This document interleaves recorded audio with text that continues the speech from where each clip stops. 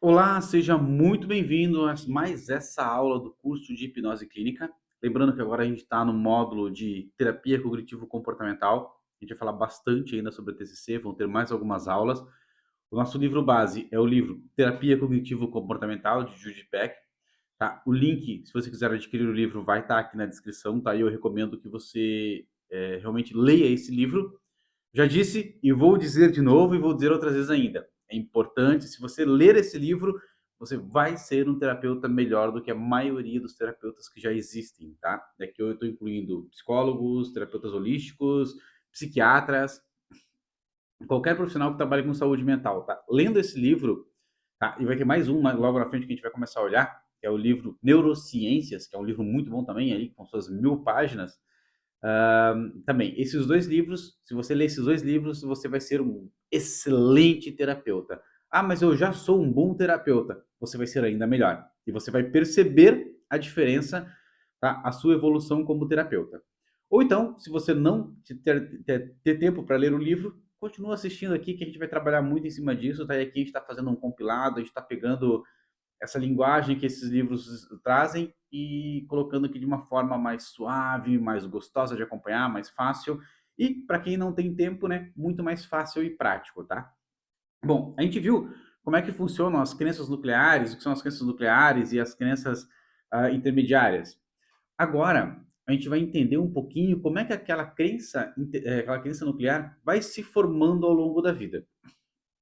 Já falei disso também, que tem gente que diz que a terapia cognitivo-comportamental, né, os terapeutas comportamentais não olham para o passado. E isso está errado. A gente precisa olhar para o passado para construir o caso.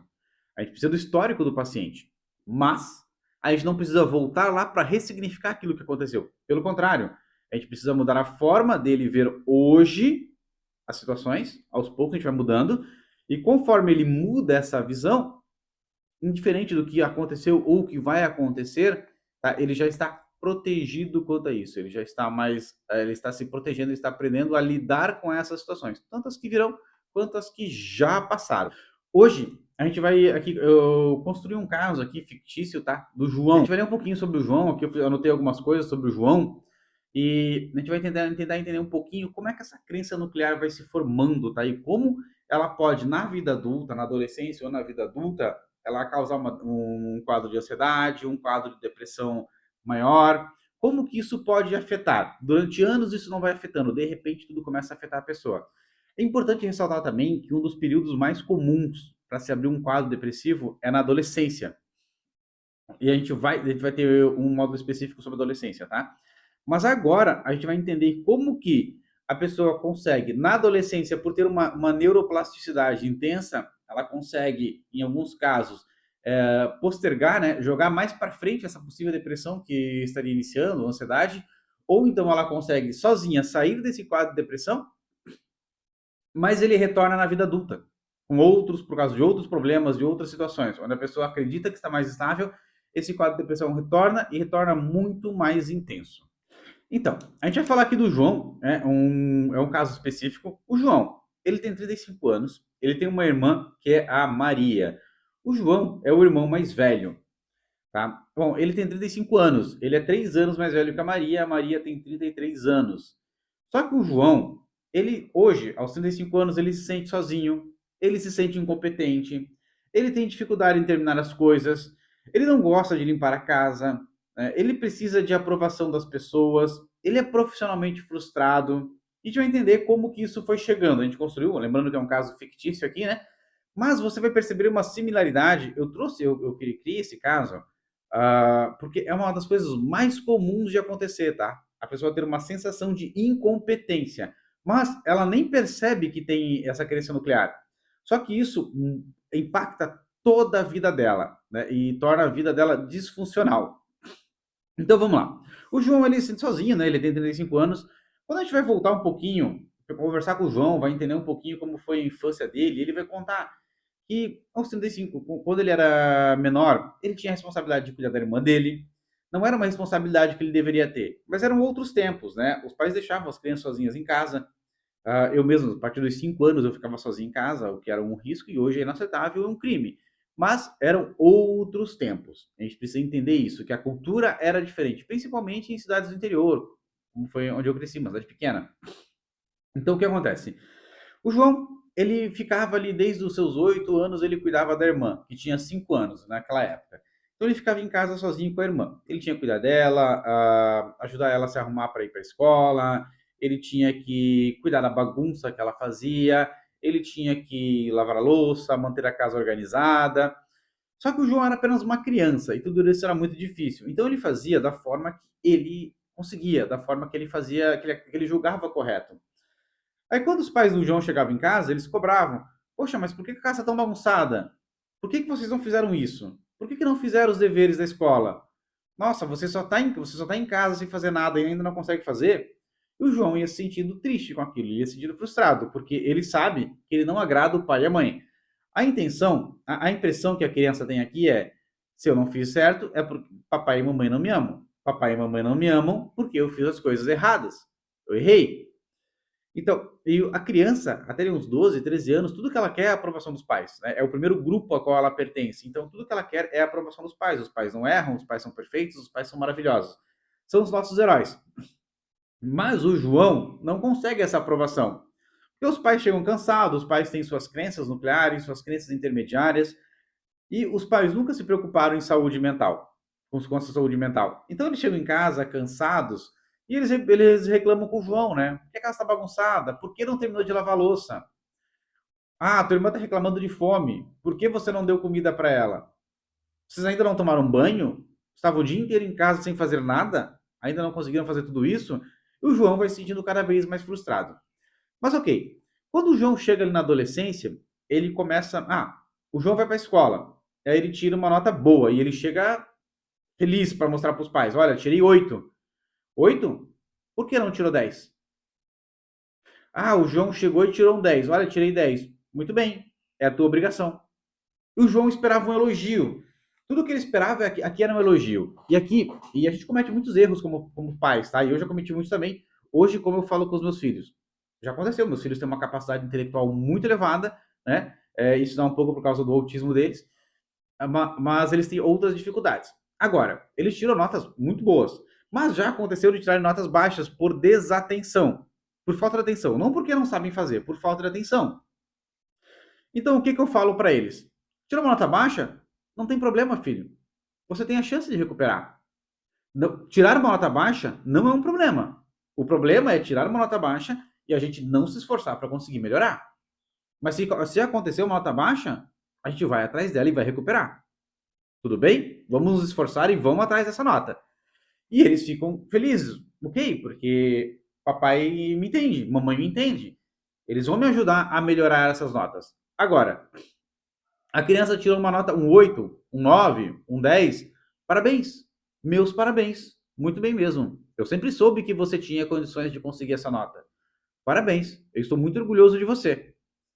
Aí, vem a nota baixa, a criança chega um pouco frustrada, chega um pouco de vergonha, um pouco de medo. Não tem problema. Vamos recuperar essa nota? Que ajuda, tá? E às vezes a gente nem sabe como ajudar, né? Mas tem vídeos no YouTube para a gente ajudar, para a gente não deixar essa criança criar uma sensação de incompetência. Porque o João passou por isso. O João, ele chegava para os pais com uma nota com um 8, por que não tirou 10? O que aconteceu que não tirou 10? E eu me lembro que aconteceu isso, tá? Minha mãe era casada na época, né? Eu tinha 6 anos, minha mãe se casou com um homem, ele tinha 6 filhos, eu era o mais novo de todos. E eu lembro que uma vez eu fui o melhor da sala num ditado. Só que eu cometi 4 erros de português, mas 4 errinhos pequenininhos. E eu fui o melhor da turma. Eu era o melhor em quase todas as matérias. Quando eu cheguei em casa, eu falei: eu fui o melhor da turma. Eu só tive 4 erros. E aí o meu padrasto, na época, falou assim, né? Tudo isso, com 4 erros, tu ainda foi o melhor? Mas esses teus colegas são muito ruins, hein? Tu não devia ter errado nada. E eu cheguei com uma expectativa de dizer eu fui o melhor. E veio aquela frustração. Não fez mais do que a tua obrigação e ainda não fez direito. Isso vai deixar, e eu lembro disso até hoje, né? Porque isso vai impactando a gente. E talvez você tenha passado pela mesma situação, você que está me assistindo. O João passou por isso também. Então o João vai criando aquela ideia, tá? Eu tenho que ser bom. Eu não posso pedir ajuda, porque eu tenho que ser bom. Eu tenho que conseguir. Se eu conseguir, se eu for bom sempre, papai e mamãe vão me amar. Então ele vai criando aquela ideia de que ele tem que ser perfeito, ele tem que ser bom. Ele não pode pedir ajuda, ele não pode errar, porque se ele errar, ele é incompetente. Ok, em algum momento ele errou e ele vai se sentir incompetente, mas ele vai se esforçar para conseguir uma nota maior. Chega na adolescência, a vida muda totalmente, os pais não são mais os nossos heróis, né? Os heróis passam a ser os amigos mais descolados, um ídolo, alguém nesse sentido. Os pais já têm mais erros do que, têm mais defeitos do que qualidades, tudo muda. A nossa forma de chegar ao mundo muda completamente. Mas vamos supor que o João passou pela adolescência, ele tinha bons relacionamentos, ele tinha amigos, ele conversava com as pessoas, ele conseguia se relacionar com as meninas, né? Vamos supor aqui que o João, no caso, é uma pessoa hétero, uma pessoa que a sociedade entenderia como, entre aspas, tá? E muitas aspas aqui, tá? Normal. Não existe ninguém normal, tá? Mas ele seria ali o padrão aceito da sociedade, né? E os pais dele ainda são casados, ele é um jovem, um adolescente hétero, ele consegue conversar bem, ele é uma pessoa inteligente, ele tem facilidade para aprender as coisas, enfim, ele tem uma vida socialmente bacana. E o João passou pela adolescência com os traumas de um adolescente normal, mas sem grandes problemas aqui. Ele abriu um quadro de ansiedade, mas aquilo ele superou pela própria neuroplasticidade do cérebro, ele se adaptou àquilo e evoluiu e superou esse quadro de ansiedade. Aí o João, com 18 anos, começou a trabalhar e ele tinha um emprego ruim, mas ele estava estudando ainda. Aos 23 anos, ele se formou na faculdade, ele conseguiu um emprego legal, um salário razoável, acima da média. E o João era o tipo de pessoa que você olha assim, não, vai ser um cara de sucesso. Ele teve uma base, ele vai ser um cara de sucesso. Então ele conseguiu um bom emprego. O João, com esse bom emprego, ele se sente competente, ele se sente muito bem nisso, ele começa a fazer as coisas de forma muito eficiente. E o João começa a se relacionar, ele começa a namorar com uma menina e casa. E pelos 30 anos, o João já tem filhos. Ele tem filho, ele ainda não tem um quadro de depressão, ele tem filhos, aqui ele já tem 2 filhos, está casado, só que aqui o casamento já tem alguns problemas, né? Já caiu na monotonia, já caiu na rotina. E o João já percebe que ele começa a perder a paciência com os filhos. Ele chega em casa cansado do trabalho, estressado, e os filhos querem atenção, e ele já não tem disposição para dar aquela atenção. E ele se sente culpado por isso.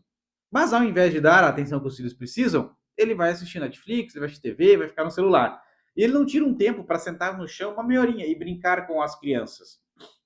E os filhos sentem falta disso. E eles demonstram isso. E o João percebe isso.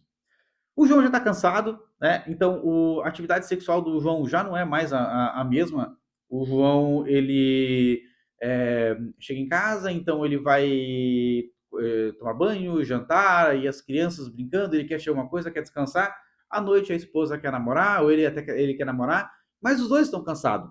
Então a atividade sexual não é das mais prazerosas, é aquela mais para cumprir tabela. Não, tá, hoje eu tenho que. Uma semana sem já, então vamos lá. Quem é casado ou já foi casado sabe como é. Mas então, aí o João começa a. Tem relações sexuais, mas já não são mais como eram na época do namoro, no início do casamento, já é uma coisa mais rápida, ou seja, até um pouco, de vez em quando, né, aquela atividade sexual mais caprichada, mas na maioria das vezes é algo mais básico, mais rápido, para cumprir tabela. E aqui o João, ele percebe, ele começa a se sentir um pouco frustrado já, porque ele já não é mais ele não é mais o melhor marido, ele foi um excelente namorado, mas ele já não é mais o melhor marido. Ele está sempre cansado e ele sente que ele não é o melhor pai. Ele sabe que os filhos eles estão ficando frustrados também com a presença dele, porque ele está ali de corpo, mas não está ali, né, com a mente presente com os filhos. Então, tudo isso vai causando frustrações, ele vai começando a se sentir diferente. E ele vai de maneira inconsciente, ele vai relacionando isso à infância dele. Ele vai lembrando que ele era incompetente, que ele se sentia incompetente. Mesmo que ele ainda não saiba que a crença nuclear dele é de incompetência. Ele ainda não sabe. E isso a gente está descobrindo junto na terapia com o João. Então, aí no trabalho teve uma mudança. Mudou um sistema, mudou alguma coisa, e o João começou a cometer erros. Erros que antes ele não cometia. Então daí ele começa, nossa, estou cometendo erro aqui também. E o trabalho dele é tudo, porque ele sente que se ele fizer o trabalho bem feito, ele é competente.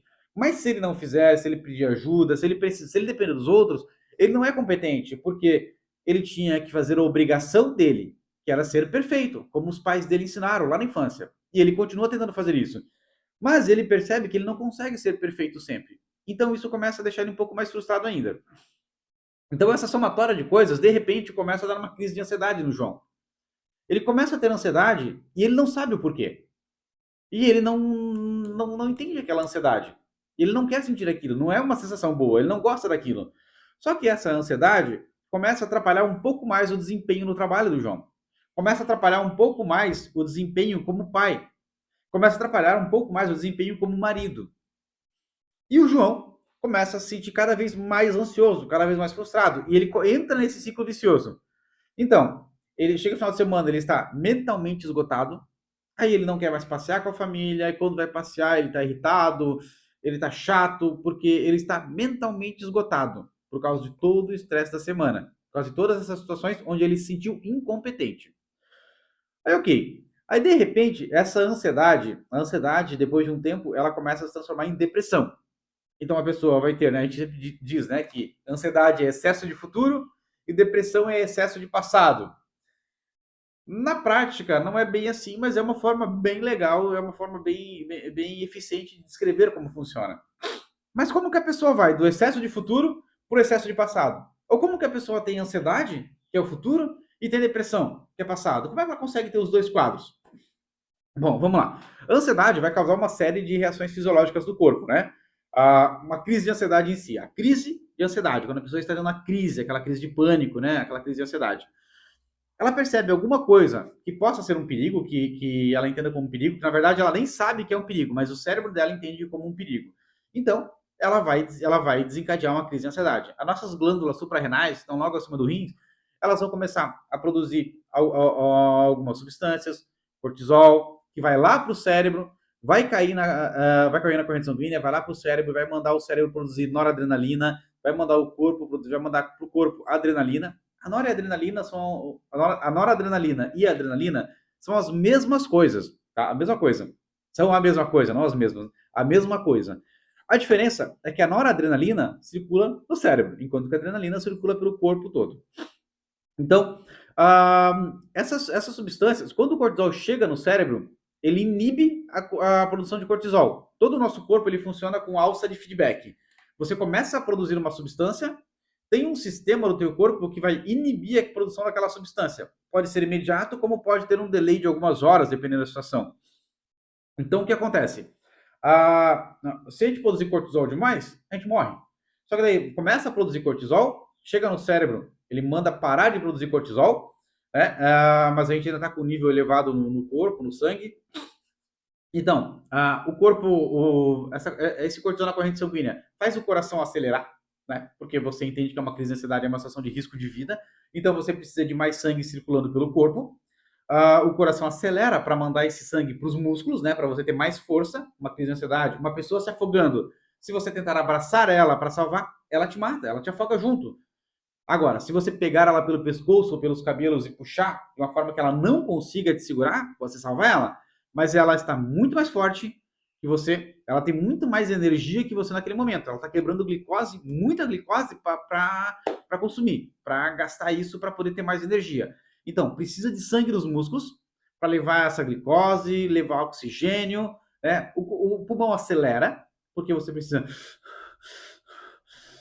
respirar mais forte, mais rápido, porque o teu consumo de oxigênio aumenta para jogar essa oxigenação no sangue, né? Para você conseguir consumir os nutrientes. A circulação pelas extremidades, pele, dedos, ela diminui, porque você não precisa dessas partes do corpo ativamente tão funcionais assim, né? E numa situação de risco de vida, um corte vai sangrar menor, o que diminuiria o risco de hemorragia, porque o sangue não está circulando tão superficialmente, ele está mais concentrado nos músculos, né? Então, ok, o que mais? Sistema digestivo, ele para, a pessoa pode ter um período de diarreia seguido de longos períodos onde ela não consegue ir ao banheiro direito, ela não consegue, ela pode passar dias sem ir ao banheiro, por quê? O sistema digestivo para. Numa crise de ansiedade, onde você vai lutar pela sua vida, você não precisa do teu sistema digestivo funcionando. Essa é a crise de ansiedade, aquela crise forte, no caso, né, que vai durar 20, 25 minutos, 30 minutos, e depois para, e a pessoa se sente extremamente fraca, cansada, porque daí o corpo quer repor glicose, que ele precisa de alimento, para repor aquela glicose que ele quebrou. A gente interrompe essa crise de ansiedade, né, essa crise de pânico, com a respiração, como a gente sabe, né? Por quê? A gente está respirando ofegante, inclusive, se você começar a fazer isso aqui, ó, por 1 minuto e meio, você vai ter uma crise de ansiedade. Você vai começar a respirar diferente, o diafragma e o pulmão vão pressionar envolto em neurônios. Esses neurônios vão perceber que o teu coração está pressionado, então ele precisa trabalhar de maneira diferente, o teu sistema respiratório está diferente, está muito rápido, então ele vai criar uma crise de ansiedade porque alguma coisa está acontecendo. Então ele é um mecanismo de defesa. Da mesma maneira, tá? Não recomendo que você faça isso, né, para não ter uma crise de ansiedade. Da mesma maneira que se você tiver a crise de ansiedade, ao respirar profundamente, tranquilamente, você vai interrompendo essa crise de ansiedade. Por quê? Porque sobra espaço para o coração. Esses neurônios percebem que o coração tem um espaço para bater normalmente, que o pulmão, o sistema respiratório não está desorganizado, você está respirando tranquilamente. Então é mais ou menos como assim, ó, o coração, os neurônios do coração, né, mandam uma mensagem assim, ó, cérebro, seguinte, sistema respiratório aqui tá legal, pode parar a ansiedade. Opa, beleza. Então, pessoal, interrompe aqui a crise de ansiedade que o maluco aqui já tá normal, tá? Foi só um erro. O coração vai desacelerando, o nível de cortisol vai caindo, a adrenalina vão diminuindo e você vai voltando a se acalmar. Por isso que você consegue interromper uma crise de ansiedade ou se você começar a respirar rápido, hiperventilar, você vai ter uma crise de ansiedade. Você consegue, da maneira que você consegue causar uma, você consegue interromper uma. Mas ok, o João começou a ter essas crises de ansiedade e ele não sabe o porquê. Só que, na verdade, ele está se sentindo incompetente. Ele ainda não sabe disso. Mas tudo que acontece na vida dele, trabalho, família, relacionamentos, ele já não tem mais aquele tempo para o futebol que ele gostava, ele já não consegue mais. Ou quando ele vai para o futebol, ele se sente muito bem, vai jogar um futebol com os amigos, vai tomar uma cerveja com os amigos. Mas quando ele chega em casa, ele percebe que ele não ficou com os filhos, que a esposa dele sente falta dele. Né? Ou então a esposa vai sair com as amigas, com os amigos, vai tomar uma cervejinha, vai para um happy hour e ele está em casa com as crianças. Então ele já não tem mais aquela paciência com as crianças e ele perde a paciência e ele começa a ter pequenas crises de ansiedade, não necessariamente uma crise de pânico, mas por tudo isso. Se ele está em casa, ele começa a ter uma ansiedade. Uma ansiedade. Se ele está fora, ele vai ter uma pequena ansiedade por não estar em casa naquele momento. Ele vai se sentir bem, mas quando aquele momento acabar, ele começa a se sentir frustrado, ou no dia seguinte. Então, o que acontece? Ele está procurando pequenas fugas, porque ele não está lidando com aqueles problemas do dia a dia. Ele não tem condições de lidar com aqueles problemas. Então, ele está pegando pequenas fugas. E cada vez que ele foge um pouquinho, ele vai para uma fuga dessa, ele está treinando para ter mais ansiedade, para fugir cada vez mais e ter mais ansiedade, para ser mais incompetente, para sentir cada vez mais incompetente, no caso, né? Então, ok. Aí o João começou a ter ansiedade. Essa ansiedade, a longo prazo, esse nível de cortisol elevado no cérebro, durante muito tempo, no corpo, durante muito tempo, ele é citotóxico. Ele começa a matar neurônios. E você começa a mudar o funcionamento biológico do cérebro. E aqui o que acontece? Com o nível elevado de cortisol durante muito tempo, a pessoa começa a desenvolver depressão. Então, aquela ansiedade, que era excesso de futuro, nossa, eu tinha que fazer isso, eu tinha que fazer aquilo, isso aqui vai dar errado, isso aqui não sei o que, isso aqui eu tô fazendo tudo errado, e amanhã vai ser pior, e eu não sei o que fazer, e eu não posso pedir ajuda, porque senão vai ser o meu atestado de incompetência. Eu não posso conversar com a minha esposa, porque senão ela vai achar que eu sou um cara fraco. Eu não posso mostrar que eu sou fraco com meus filhos, eu tenho que mostrar que sou forte, né? Como meu pai mostrava que era forte. E aí ele começa a ter crise de ansiedade, preocupado com o que vai acontecer.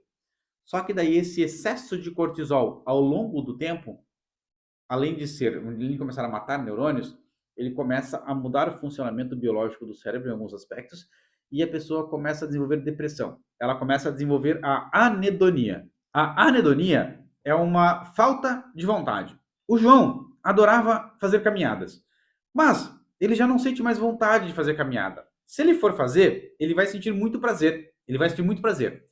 Mas ele já não consegue mais, ele não tem mais aquela força de vontade para sair de casa e fazer, porque ele está sempre cansado, ele está sempre emocionalmente desgastado, e o corpo vai refletindo isso.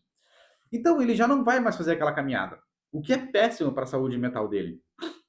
Ele não sente mais vontade de ir. Isso é anedonia. Chega no final de semana, vamos para a praia, vamos fazer isso, vamos passear. Ah, não, vamos descansar. Ele passa o dia jogado no sofá, assistindo Netflix, assistindo TV, e não tem problema nenhum em fazer isso. O problema é quando a pessoa só faz isso. Então, ele sente prazer fazendo as coisas, indo para a praia. Mas não, daí ele começa a pensar no incômodo, trânsito, não, ele quer fugir de situações estressantes. Então ele não vai para a praia. Ele não vai passear com a família. Ele deixa de fazer as coisas porque ele não tem mais força de vontade. Mas há um tempo atrás, alguns anos atrás, quando a gente fala assim, vamos para a praia, vamos embora. Vamos agora, vamos pro carro, cambada, vamos para a praia. Não, calma, peraí, vamos arrumar as mochilas. Não, não, não precisa. Ah, mas vamos levar um lanchinho. Não, não, não, a gente comprar um lanchinho, comprar uma cervejinha lá. Não precisava nem planejar. Vai, porque tem força de vontade. Você tem uma produção de dopamina suficiente para que você consiga fazer as coisas. E aqui a dopamina, né, para quem não sabe, a gente também vai entrar no módulo específico da dopamina, porque é um neurotransmissor, na minha opinião. Mais importante, tá? Ele tem diversas funções, ele atua em diversas áreas do cérebro, e a dopamina, ela tem ela tem uma função regulatória, modulatória, a gente vai entrar no módulo neurociência, e aí sim a gente vai ter um capítulo específico sobre dopamina. Mas vamos lá. Então, a dopamina do João estava no nível legal. Só que daí tudo isso vai fazendo a dopamina diminuir. Então ele já não tem mais força de vontade para fazer aquilo. Só que aquela cervejinha que ele vai tomar com os amigos, aquele momento é prazeroso. Aquele momento que ele está ali, mas só enquanto ele está ali. A expectativa de ir, ou aquele momento é prazeroso. Mas o depois não é mais. Mas ele consegue produzir dopamina suficiente para ter força de vontade para ir. Ele não sente anedonia para ir tomar aquela cerveja com os amigos. Mas ele se sente depois culpado, frustrado, e ele não tem dopamina suficiente para fazer aquela caminhada, ele não tem dopamina suficiente para levar os filhos no parquinho para brincar, ele não tem dopamina suficiente para ir para a praia com a família, passear, sair. Então, tudo isso começa a fazer a vida dele ficar mais disfuncional. Aquela anedonia que foi causada pelo excesso de cortisol, perdão, pelo excesso de cortisol, ela vai fazendo ele ficar sem força de vontade. E aí começa a alterar o funcionamento da dopamina. E aí começa a alterar o funcionamento da serotonina, né? Ele começa a ter uma produção de serotonina desregulada. E aí ele abre um quadro de depressão. Bem simplificado, bem básico, tá? A gente está simplificando bem aqui. É aqui que ele abriu o quadro de depressão. Mas ele ainda tem ansiedade. Só que agora ele abriu um quadro de depressão também. Então a gente vai construir essa infância dele, vai perguntando como ele se sentia na infância, o que acontecia, como é que era, ele vai contando. Que ele cuidava da irmã, que os pais eram bem rígidos, e aqui a gente vai percebendo, a gente vai anotando e vai percebendo o padrão. Opa, então olha, os pais brigavam por ele não conseguir cuidar da casa direito aos 8 anos. Isso não é responsabilidade de uma criança. Então ele tinha um peso ao qual ele não podia carregar. O fardo dele era pesado demais para ele. Ele não tinha condições de carregar esse fardo. Então, sim, isso vai causar transtornos para ele no futuro. No caso, agora, quando ele está na frente do paciente. Então, provavelmente foi isso que causou um transtorno. Começou um transtorno. A gente vai fazendo essa linha do tempo regressiva para entender como era a vida dele. E aqui a gente começa, olha, pô, peraí, não, no trabalho, quando eu faço alguma coisa, eu me sinto mal. Quando eu erro alguma coisa, eu me sinto mal. Não sabe lidar com o erro. Isso é uma sensação de incompetência. Estou usando aqui, tá? Inclusive, o livro traz o caso de Abe, bem detalhado, o livro Terapia Cognitivo Comportamental. Bem detalhado. Eu recomendo que você leia essa parte com muita atenção, tá? Também é uma crença de incompetência. E você vai perceber que a maioria das pessoas lida com isso. Por quê? O João, aos 35 anos, ele ainda está buscando a aprovação dos pais. Ele não sabe disso. Mas aquela aprovação, aquela falta de aprovação que os pais não deram para ele, aquela falta de aprovação que os pais tiveram com ele, ele ainda está buscando. Ele está buscando com o chefe, ele está buscando com a esposa, ele está buscando com os filhos. Mas Quando ele não consegue aquela aprovação, ele não sabe como lidar com aquilo, ele não tem cognição para lidar com aquilo, e aí ele começa a desenvolver quadros de ansiedade e, no futuro, de depressão. Somente buscando uma aprovação. Se ele for aprovado pelos outros, ele não é incompetente. Mas se ele não for aprovado, ele se sente incompetente. Então a gente vai começar. Identificou isso? E aí, aquela lista que a gente viu na aula passada, aquela tabela para identificar os sentimentos, no caso, né, a cognição das pessoas, o que a pessoa está pensando, e mudar a forma como ela vai lidar com aquilo, onde vai fazer as frases no positivo. Primeiro no negativo. O João colocaria aqui, né? Me sinto frustrado por não brincar com os filhos. Me sinto mal, não me sinto satisfeito com a minha atividade sexual com a minha esposa. Odeio quando erro no trabalho. Aí ele vai colocando tudo isso. E a gente vai mudar. Me sinto mal por não brincar com meus filhos. É maravilhoso quando eu consigo brincar com os meus filhos e encontrar prazer naquela brincadeira. É mentira? Não é mentira, porque realmente é bom. Ele não está conseguindo. Mas aqui, a gente está pegando as crenças dele, a crença nuclear de incompetência, as crenças intermediárias e está mudando ela. Então, é muito bom. E aos poucos ele é prazeroso, realmente é prazeroso. Então hoje eu vou brincar com os meus filhos. 15 minutinhos. E aí ele se sentiu incomodado, desgastado. A gente vai orientar ele, ok. Agora o pai precisa parar, tá? Vamos brincar mais amanhã? Mas se prometeu, cumpre, né? A gente vai falar pro João. João, se você prometeu, cumpre. Então, me sinto frustrado pela atividade sexual que tenho com a minha esposa. É muito bom, é maravilhoso quando percebo que minha esposa está sexualmente satisfeita comigo. É verdade? É verdade. Está no presente, porque é muito bom quando isso acontece. Eu me sinto muito bem quando isso acontece. Quando a minha esposa se sente sexualmente satisfeita comigo. É muito bom. Pegou uma coisa negativa e botou no positivo. Então a gente está mudando aquela cognição para mudar o sentimento e o comportamento. Lembra disso? Se não lembra, não está fazendo sentido ainda, volta na outra aula, assiste ela de novo e volta para cá depois. Então, o João, ele começou a desenvolver ansiedade, né? Ele se sente incompetente, né? Eu fiz errado. Ele está pensando no que ele fez errado. Então, é a cognição. Ele está se sentindo o sentimento, frustração, né? Me sinto triste, me sinto incomodado, me sinto mal, me sinto incompetente. Comportamento, ele começa a evitar essas coisas. Ele vai começar a desenvolver a anedonia. Ele vai evitar fazer coisas que seriam prazerosas, poderiam ser prazerosas e poderiam trazer benefícios para ele e para a família. A gente vai, então, ele se sente incompetente no trabalho, ele detesta quando erra no trabalho. Ok, me sinto ruim quando erro no trabalho. Como que isso poderia ser positivo? Sei que posso cometer erros no trabalho, mas os meus números de acertos são maiores e isso me deixa satisfeito. Ou isso me deixa feliz, sabendo que eu posso evoluir cada vez mais. É positivo. Ele está reconhecendo os erros e está pensando numa melhoria agora e futura. Ele vai se sentir menos frustrado, menos incomodado e vai mudar o comportamento no trabalho, porque senão ele vai começar a deixar de fazer as coisas no trabalho porque ele faz errado. Ele acha que ele faz tudo errado, apesar de fazer a maior parte das coisas certas. Então, aqui a gente começa a perceber como que desenvolveu, como que criou a crença nuclear, da onde ela veio, como que ela surgiu exatamente, como que ela agora está impactando a vida da pessoa, como que uma coisa que surgiu lá na infância agora está impactando e deixando a vida da pessoa disfuncional. A gente muda isso, vai mudando essas crenças secundárias para criar uma crença nuclear mais positiva, para mudar essa crença nuclear de incompetência. Então, assim, a gente vai perceber os principais. A depressão ela surge e ela vai sendo mantida por alguns fatores. Até anotei alguns aqui, tá?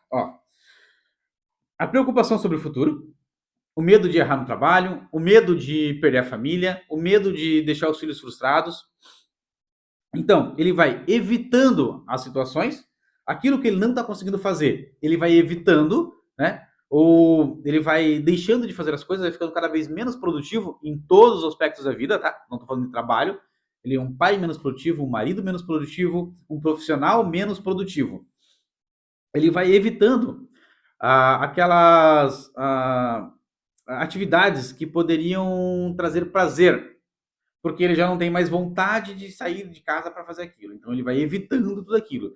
E aí ele encontra prazer em coisas que não são saudáveis, comidas hiperpalatáveis, comidas muito gordurosas. Isso causa uma sensação de prazer muito boa. Álcool, drogas, consumo excessivo. Aqui tá, eu já tive casos onde assim, ó, a pessoa tem uma vida financeira muito boa, teoricamente, ganha ali seus 20, 30 mil reais por mês, né? Faz parte ali dos 5% mais ricos do país, mas a pessoa não se sente feliz. Por quê? Ela tem aquela sensação de incompetência, apesar de financeiramente estar bem. Ela tem dinheiro, ela tem uma boa carreira, mas ela ainda tem uma sensação, ela ainda tem aquela a sensação de incompetência, aquela crença nuclear de incompetência. Então, ela está sempre buscando aquela aprovação que ela não teve durante a vida.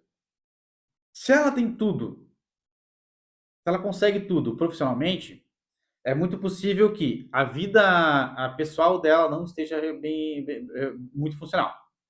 E aqui a gente vai encontrar problemas. A pessoa às vezes trabalha demais, porque no trabalho dela é competente. Porém, na vida pessoal ela é incompetente.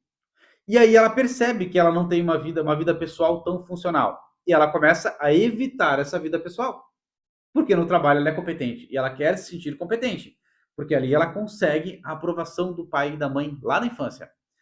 Então, a pessoa é vista como um excelente profissional. Mas daí a esposa e os filhos estão no final de semana em casa, sem o marido, e eles estão desenvolvendo uma ansiedade ou uma depressão pela falta do pai. Então, o pai está desenvolvendo um transtorno, ele está trabalhando demais, ele está aqui desenvolvendo um transtorno, trabalhando demais, ausente da família que está se sentindo desamparada. Então, essa família está desenvolvendo transtornos porque esse pai está fora, está longe. Ele não quer, ele está evitando essas, porque ali ele se sente frustrado, ali ele se sente incompetente. A partir desse momento, quando vem a depressão, a pessoa começa a desenvolver, ela começa a se concentrar nas memórias negativas. E ela começa a perceber que ela não é feliz. E ela começa a perceber, ela começa a focar só na infelicidade. E vai chegar aquele paciente para você e vai dizer assim, ó, eu não tenho uma memória feliz. Ele tem, mas ele não consegue mais se concentrar nas memórias felizes. Então, a preocupação sobre o futuro, evitar algumas atividades, evitar atividades que antes eram prazerosas, vai perdendo a habilidade de solucionar problemas. A pessoa vai perdendo essa habilidade porque ela vai evitando. Ao evitar, eu estou treinando evitar, treinando para fugir. E aqui, mais além, a gente vai entrar na lei de Hebb e vai explicar como isso funciona. Agora, se eu me exponho àquilo que é uma dificuldade, que é um problema, se eu vou e enfrento, eu começo a desenvolver a habilidade de resolver aqueles problemas. A gente vai fazer isso com o paciente. Só que a gente vai fazer aos poucos. O paciente tem um problema, o paciente tem um problema de relacionamento. Aí eu vou chegar para o João e falar assim, ó, então hoje tu vai chegar em casa, vai sentar com a tua esposa, vai conversar e vai botar tudo em pratos limpos. Não vai dar certo. Eu tenho que preparar o João aos poucos. Ele está fugindo daqueles problemas. De repente, eu falo para ele assim, ó, agora vai lá e enfrenta. Aqueles problemas parecem gigantes. Então, o que eu vou fazer? João, nós vamos te preparar para enfrentar esses problemas. Nós vamos te treinar. Nós vamos expondo ele a pequenos estímulos aversivos. Nós vamos dessensibilizando ele. Para que em algum momento, no futuro próximo, ele sente com a esposa e fale das dificuldades dele e converse sobre os problemas que ele tem. Para que ele quebre aquele ciclo de evitar fugir. De fugir, que ele evite fugir. Né? Aquele ciclo de evitar resolver, de se expor àquelas dificuldades. A autocrítica aumenta. A pessoa com depressão, a autocrítica, tá? Ela fica muito mais autocrítica. E aqui o João ele desenvolveu uma autocrítica: eu sou incompetente, eu faço tudo errado, minha vida familiar é uma porcaria. Basicamente, isso. E a pessoa fica ruminando as falhas. Tudo aquilo que ela erra tem destaque. E ela começa a ruminar aquilo. Ela passa o dia pensando naquilo. Então, essas são as características do João. Aí aqui tem um ponto importante. Aí muita gente fala assim, tá, mas tem tanta gente na mesma situação do João e não desenvolve a depressão. Por quê? Aqui a gente tem uma mistura, tá? Uma somatória de fatores. Eles podem ser sociais ou psicossociais, né? Envolve a sociabilização. Ele envolve a genética e envolve o ambiente. como um todo. Se a pessoa tem uma predisposição genética, tá? E tem pessoas que têm uma predisposição genética a desenvolver ansiedade ou depressão. Se ela estiver num ambiente acolhedor, num ambiente que potencialize a criação, a formação de uma crença nuclear positiva, isso vai se sobressair a genética. Agora, se a pessoa tem uma genética que predispõe à depressão e ela vive num ambiente neutro, tudo vai depender dos fatores sociais. Agora, se ela tem uma predisposição genética e ela tem um ambiente familiar que predispõe também, que facilita essa predisposição, que potencializa essa predisposição a desenvolver ansiedade, então sim, vai desenvolver ansiedade. Mas qual foi o principal fator aqui? Foi o genético ou foi o ambiente? Eu trabalho, tá? Eu sou daqueles que acredita fortemente que o ambiente é mais importante que a genética. A genética tem a sua influência, mas o ambiente pode minimizar os potenciais maléficos dessa genética. Vamos dar um exemplo. A pessoa tem intolerância à lactose. Isso é uma predisposição genética. Ela nasceu sem o gene. Na verdade, assim, ó, ter tolerância à lactose é um erro genético. O correto do ser humano é não ser tolerante à lactose a partir da idade ali ao final da infância. Já ali 5, 6 anos, o correto seria não ser tolerante à lactose. Então a gente tem ali a maioria das pessoas tolerantes. Isso é uma mutação, é uma adaptação. Agora, a pessoa é intolerante à lactose. É uma questão genética. Se ela tomar leite, ela vai ter problemas de saúde. Agora, se ela não tomar leite, o ambiente dela, a alimentação dela, o ambiente dela é livre de leite, o ambiente não vai causar nenhum incômodo nela. Ela vai ter que adaptar o ambiente tem que favorecer, tem que estar de acordo com a predisposição genética. Um outro componente importante, a fenilcetolúria. É uma doença que a gente descobre no teste do pezinho. A pessoa é intolerante à proteína da carne. E ela causa sérios problemas, a pessoa que tem essa doença. Faz o teste do pezinho, vai vir o diagnóstico dessa alteração genética, o médico vai dizer, olha, pai, mãe, ele não pode comer proteína animal. Porque ele tem uma falha genética, ele tem uma mutação genética, e ele não consegue, esse bebê, essa criança não consegue processar, ele não consegue absorver, o corpo dele não processa aquela proteína da carne. Então isso vai se acumulando e vai causar deficiência intelectual nele. Então não dá proteína. Então aquela criança que poderia crescer com deficiência intelectual por comer carne, já não vai mais crescer. Porque a genética dela está alterada, mas o ambiente foi adaptado. Assim são para doenças biológicas, fisiológicas. Assim também é para ansiedade e para depressão. A ansiedade e depressão, ela tem um fator biológico, ela tem esse fator genético muito forte. Mas se o ambiente for o ideal, ele se sobressai.